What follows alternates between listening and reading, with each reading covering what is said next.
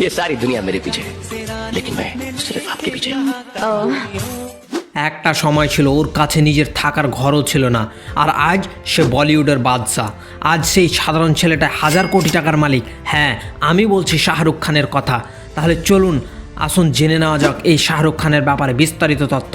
তুমি কি জানো শাহরুখ খান কোনো বড় প্রযোজক পরিবার থেকে আসেনি? না ছিল টাকা, না ছিল কোনো গডফাদার, শুধু একটাই জিনিস ছিল, বিশ্বাস আর নিজের স্বপ্নের জন্য পাগলামি। দিল্লির রাস্তায় ছোট একটা ঘরে শুরু হয়েছিল ওর জীবন।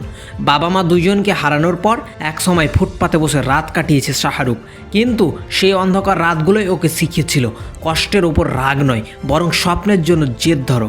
টেলিভিশনে ছোট ছোট চরিত্রয় অভিনয় করতে করতে একদিন সুযোগ পেল বলিউডে, আর সেখান থেকে শুরু হয় ইতিহাসের নতুন এক অধ্যায়। তারপর বাজিগার, চাক দে ইন্ডিয়া, জওয়ান, পাঠান, প্রতিটা সিনেমা যেন বলছে অসম্ভব বলে কিছু নেই যদি তুমি নিজেকে বিশ্বাস করো।